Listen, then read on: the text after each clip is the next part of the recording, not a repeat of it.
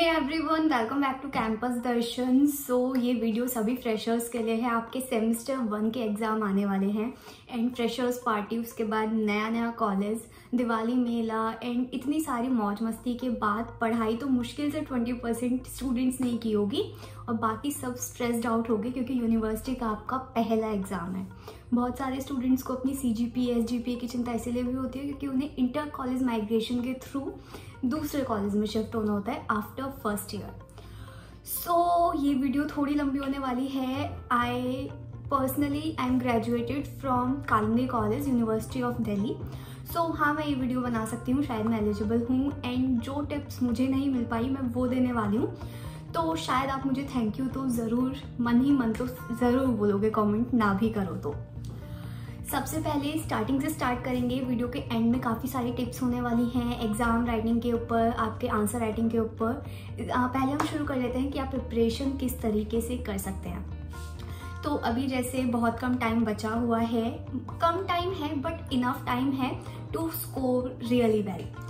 ऐसा कुछ नहीं है कि आप अच्छे मार्क्स नहीं ला पाओगे। अगर आप अभी से भी पढ़ना शुरू करते हो तो भी आपके बहुत ज़्यादा अच्छे मार्क्स आ सकते हैं, बट वो आपको स्मार्टली स्टडी करनी पड़ेगी क्योंकि अब सब कुछ पढ़ने वाला टाइम तो बचा नहीं है। जितनी भी आपकी रेफरेंसेस की और जितनी भी रीडिंग की पूरी लिस्ट है आपके सिलेबस की, अगर आप अब सब कुछ पढ़ोगे तो कुछ नहीं पढ़ पाओगे, जो कि मुझे लगता है।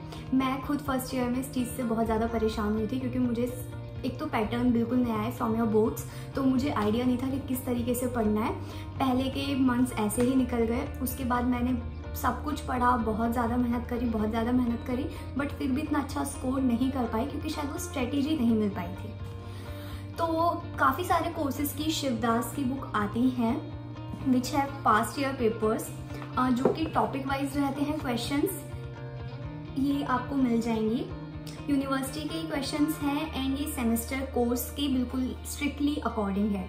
अगर आपके कोर्स में शिवदास की बुक नहीं आती, क्योंकि कुछ हैं पेपर्स जिनकी शिवदास की बुक नहीं आती, तो आप प्रीवियस ईयर पेपर्स को डाउनलोड कर सकते हो वेबसाइट से। अगर आपको किसी कोर्स का नहीं मिलता है तो आप कमेंट सेक्शन में मुझे बताओ, इंस्टाग्राम पे मुझे मैसेज करो, मैं ढूंढ के दूंगी, ये मेरा प्रॉमिस रहा।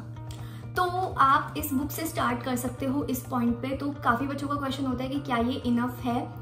जी हाँ, अगर आपने अपने एक पेपर की ये शिवदास की बुक जिस तरीके से मैं बता रही हूँ उस तरीके से पढ़ ली, then it is more than enough. ये आपको बहुत अच्छे परसेंटेज मार्क्स लेके देगी। आपको पूरा रीडिंग्स, पूरा सिलेबस पढ़ने की ज़रूरत नहीं है। आप इसके थ्रू, मतलब उस पर भी हम फोकस करेंगे, बट आप इसे अपना मेन वेपन बना सकते हो। तो एक नया रजिस्टर लो जो कि आपका बस अब एक पेपर के लिए डेडिकेटेड रहेगा एंड ये बुक खोल के बैठ जाओ। अब जैसे जैसे आप पढ़ना शुरू करोगे देन यू विल फाइंड कि यहाँ पे हर एक क्वेश्चन के बाद, जैसे ये क्वेश्चन ये 3 साल में रिपीट हुआ है। मैं कुछ फोकस कर देती हूँ। ये कोई पर्टिकुलर क्वेश्चन जो है वो 3 साल आया है, 2013 में भी, 14 में भी, 15 में भी, एंड ये आगे लिखा भी हुआ है कि ये कोई पर्टिकुलर टॉपिक कितनी बार रिपीट होता है। तो जी हाँ, क्वेश्चंस रिपीट होते हैं, ऑब्वियसली होंगे क्योंकि कुछ टॉपिक्स हैं जो कि इम्पॉर्टेंट हैं सिलेबस में एंड वो 1-2 साल बाद वो टॉपिक्स पूछे जाने ज़रूरी हो जाते हैं। पूरा सिलेबस इम्पॉर्टेंट नहीं हो सकता, ये सब आपको भी पता है। तो हम उन टॉपिक्स पे ज़्यादा ध्यान देंगे, बाकी के टॉपिक्स पे भी ध्यान देंगे बट थोड़ा कम देंगे क्योंकि टाइम बहुत कम बचा हुआ है। अब आप शिवदास की ये बुक खोलेंगे एंड इसके जैसे जैसे आप क्वेश्चन पढ़ेंगे तो आपको बस इनके आंसर याद नहीं करने। अगर आप बस ये छोटा सा एक आंसर याद करने लगे तो बिल्कुल भी अच्छे मार्क्स नहीं आ पाएंगे। आपको टॉपिक पता चल गया कि इस टॉपिक से क्वेश्चन आया है। अब जो आपकी रीडिंग्स हैं, जो आपकी बुक्स हैं, उनमें रिसर्च करो एंड उस टॉपिक को कवर कर लो अच्छे से। अब जब आपको ये पता है कि ये कोई पर्टिकुलर क्वेश्चन जो है वो 3 साल रिपीट हुआ है, तो हाँ, ये टॉपिक इम्पॉर्टेंट तो है। जब आप ऐसे करते चले जाओगे, साथ में ऊपर ये भी मेंशन कर देना कि ये टॉपिक इतनी बार रिपीट हुआ है, ये टॉपिक इतनी बार रिपीट हुआ है, तो आपका धीरे धीरे करके जो सिलेबस है वो एक तरीके से आधा हो चुका है। जब आपके इस तरीके से सारे टॉपिक्स कवर हो जाएं इस बुक के, ये आपके हो जाएंगे। आपको लग रहा है अभी बहुत ज़्यादा है, बट आप अगर स्ट्रेटेजी के साथ पढ़ने लगोगे, आप अगर टॉपिक वाइज पढ़ने लगोगे तो वो आराम से कवर हो जाएंगे। कुछ टॉपिक्स हैं जो कि बचेंगे, जिनमें से क्वेश्चन हो सकता है नहीं पूछा गया हो, उन्हें आपको बस ओवरव्यू लेना है कि अगर बाय चांस कोई क्वेश्चन आ जाता है तो आपको ब्लैंक ना छोड़ना पड़े। ये मैं थ्योरी की बात कर रही हूँ कि आपको ब्लैंक ना छोड़ना पड़े। कि आप कुछ तो लिख पाओ। उन टॉपिक्स का आपको बेसिक सा ओवरव्यू लेना है, उनके छोटे से नोट्स बना के आपको लास्ट के 2-3 पेजेस में ही आ जाएंगे शायद वो, उसमें वो डाल देना है। तो आपके इस तरीके से एक पूरी नोटबुक बनके तैयार हो जाएगी जो आपके एग्जाम के लिए काफ़ी है। जी हाँ, ये मैंने बोल तो दिया, बट ये भी काफ़ी वर्क है, बट अगर आप अभी से चाहो तो ये काम कर सकते हो।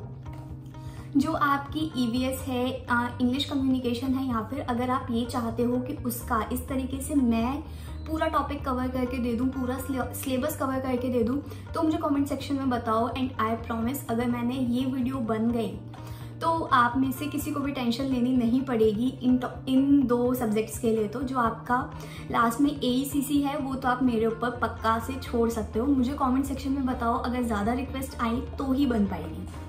सो या आप इस तरीके से पढ़ाई शुरू कर सकते हो अपनी, एंड आप बहुत मतलब आपको पता चल जाएगा ये टॉपिक इंपॉर्टेंट है। जो इम्पॉर्टेंट टॉपिक्स हैं, एक चीज़ ये भी है कि अगर जो डायग्राम है वो आपको, अगर कोई ग्राफ है, कोई भी फिगर है, अगर वो आप अच्छे से याद कर लो तो वो आपको अलग वेटेज देती है, वो आपके नोटबुक को अलग बनाती है। ये चीज़ तो हमें पता ही है। अगर मैं आंसर राइटिंग की बात करूँ, चलो उस पर थोड़ा लेट ही आएंगे। तो हाँ, आप इस तरीके से शुरू कर सकते हो एंड आपका बहुत जल्दी सिलेबस कवर होगा। To be very frank, rather than अगर आप सिलेबस से शुरू करोगे तो उसमें आपको थोड़ा टाइम लग सकता है एंड आपको पता नहीं चलेगा क्या ज़्यादा इंपॉर्टेंट है, क्या कम इंपॉर्टेंट है। जो टॉपिक ज़्यादा इंपॉर्टेंट हो वो आप इतने अच्छे से कवर कर लो कि अगर बाय चांस वो आ गए, क्योंकि अगर आपके 10 इंपॉर्टेंट टॉपिक्स आपने कवर कर लिए तो उनमें से 3 तो आएंगे ही आएंगे, ये तो फैक्ट है। तो वो 3 में आपके मार्क्स बहुत कम कटने चाहिए, क्योंकि फुल मार्क्स तो कोई देगा नहीं, बट बहुत कम मार्क्स कटने चाहिए। एंड वही जो कुछ इंपॉर्टेंट चीज़ें हैं, अगर आपने जो नॉन इम्पॉर्टेंट टॉपिक्स भी जो ज़्यादा नहीं पूछे जाते उनका बेसिक ओवरव्यू ले लिया कि हाँ मैं ये खाली नहीं छोड़ूंगा, ब्लैंक नहीं छोड़ूंगा, मैं लिख दूंगा अगर बाय चांस आया तो आप बहुत एक डिसेंट स्कोर कर सकते हो इन दिल्ली यूनिवर्सिटी। तो एग्ज़ाम होता कैसे है, क्या फर्स्ट सेमेस्टर का एग्ज़ाम हार्ड होता है या इजी होता है?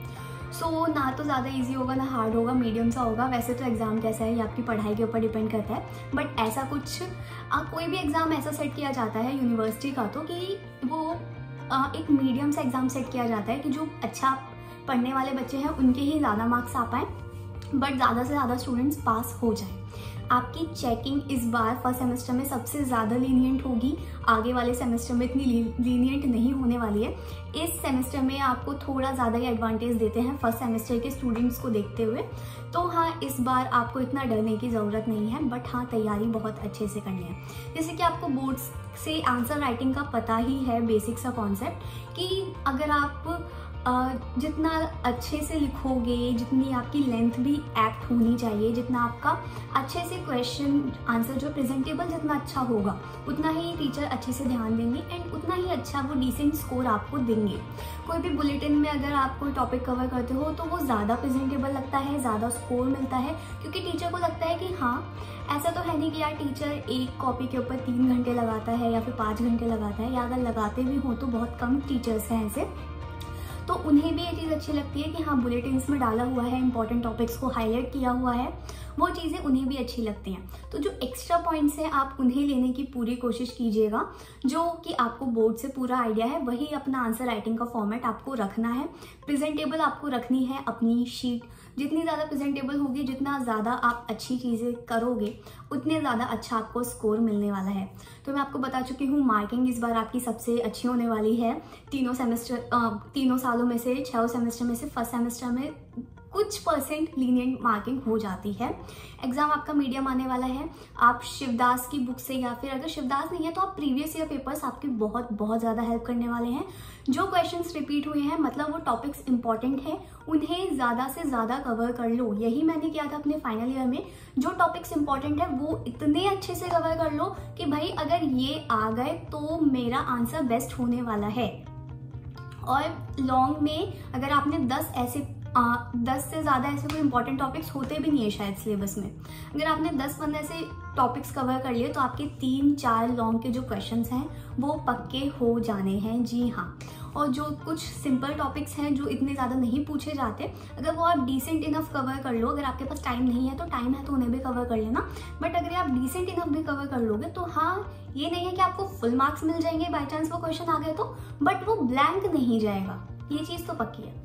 So thank you so much. ये वीडियो अपने दोस्तों के साथ शेयर कीजिए। कुछ टिप्स अगर मेरे से मिस हो गई हैं, आप कुछ क्वेरीज पूछना चाहते हैं तो मुझे कमेंट सेक्शन में बताइए। आई एम ऑलवेज ऑनलाइन, शायद आप मुझे इंस्टाग्राम पे भी DM कर सकते हैं your queries. Thank you so much for watching.